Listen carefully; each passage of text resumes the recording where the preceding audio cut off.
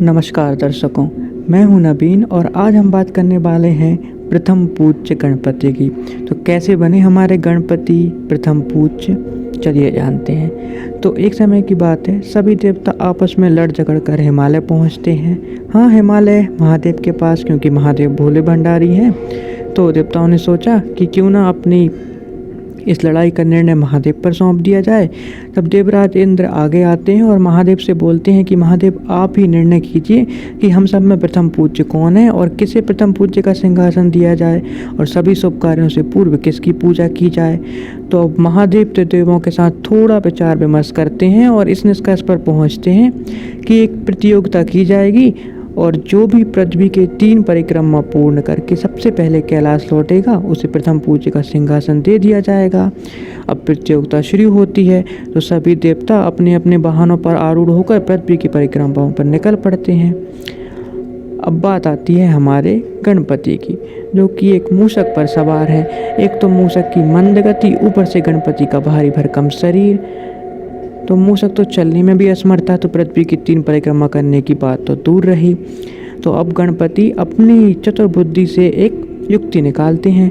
वे महादेव और देवी पार्वती को कैलाश पर एक ऊंचे स्थान पर बैठाते हैं और उनकी परिक्रमा करना स्टार्ट कर देते हैं और 3 परिक्रमा के पश्चात उन्हें प्रणाम कर अपने स्थान पर बैठ जाते हैं। सभी उनकी इस लीला को देखकर मुस्कुरा रहे थे। सबने सोचा कि एक बाल सुलभ कीड़ा है, जैसे कि बच्चे करते हैं, और सब अपने अपने काम में लग गए।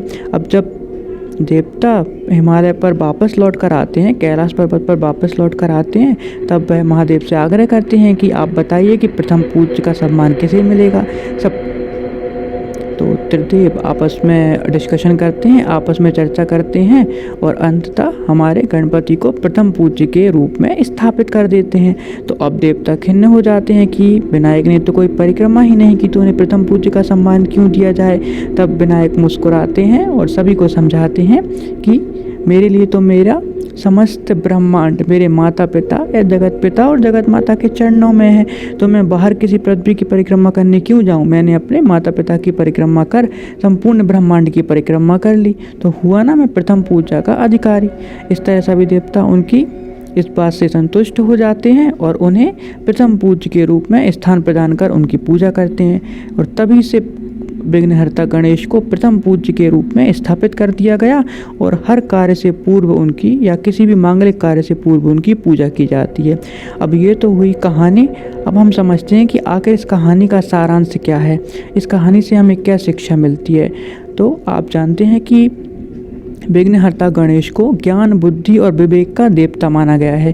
हिंदू धर्म में उन्हें ज्ञान और बुद्धिदायक के रूप में पूजा जाता है, जो सभी कष्टों का निवारण करते हैं। तो विघ्नहर्ता गणेश की सर्वप्रथम पूजा का अर्थ है ज्ञान और विवेक की पूजा करना। इसका अर्थ है कि जब भी आप जीवन में कोई कार्य करने जाएं, तो विघ्नहर्ता गणेश की पूजा से आपको ये ध्यान आना चाहिए कि उस कार्य को करने से पूर्व उस कार्य से संबंधित विवेक, बुद्धि, ज्ञान और जानकारी हमारे पास उपलब्ध होनी चाहिए। तभी वह कार्य बिना कष्ट के या सफलतापूर्वक पूर्ण हो पाएगा।